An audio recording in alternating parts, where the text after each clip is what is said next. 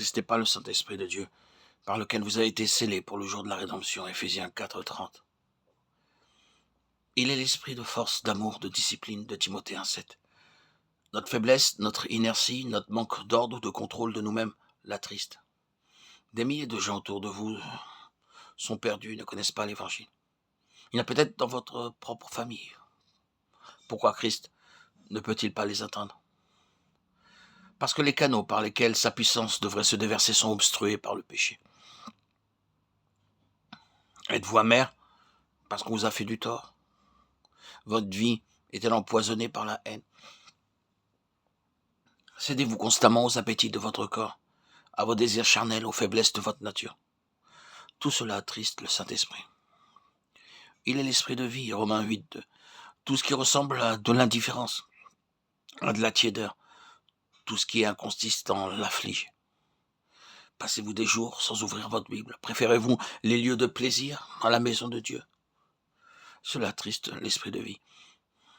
Il est l'esprit de gloire, 1 Pierre 4:14. Ce qui est mondain, terrestre, charnel l'afflige. Aimez-vous le monde? Votre cœur est-il absorbé par ce qui est terrestre? Cela afflige le Saint-Esprit. Il habite en nous afin de nous permettre de croître en Christ à tout égard et de nous rendre conformes à son image. Tout ce qui en nous l'empêche de mettre à exécution son dessein l'afflige. Lorsque vous gardez sciemment dans votre vie quelque chose qui lui est contraire, vous préférez le péché au Saint-Esprit. Une telle infidélité l'attriste. Notre puissance spirituelle dépend de l'harmonie de nos relations avec le Saint-Esprit. Si nous péchons sciemment, nous le contristons pour obtenir la plénitude. Il faudrait être purifié. Dieu n'a pas besoin de vases d'or. Il ne recherche pas des vases d'argent. Ce qu'il veut, ce sont des vases purs. N'éteignez pas l'esprit, 1 Thessaloniciens 5:19. Nous attristons l'esprit quand nous disons oui à Satan qui nous tente.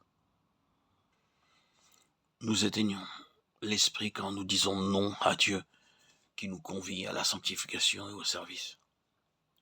La tâche la plus difficile du Saint-Esprit peut être d'amener le croyant à acquiescer entièrement à la volonté de Dieu. La volonté propre subsiste en chacun de nous, toujours prête à la rébellion. Le remède est dans la résolution délibérée de faire la volonté de Dieu à tout prix, en toute chose, en tout temps. Il s'agit d'avoir comme règle absolue de faire la volonté de Dieu, sans souffrir aucune exception. Attrister ou éteindre l'esprit est coupable. L'esprit habite en nous pour nous purifier et nous rendre nets. Dans une chambre obscure, la malpropreté ne se remarque pas. Mais lorsque les fenêtres sont ouvertes et que le soleil pénètre, la poussière même devient visible. Le Saint-Esprit révèle le péché qui est en nous. Plus il nous pénètre, plus parfaite est cette révélation. Plus nous sommes près de Dieu, plus notre sens de péché s'affine. Ce que nous n'aurions pas considéré il y a un mois comme péché devient maintenant pour nous coupable.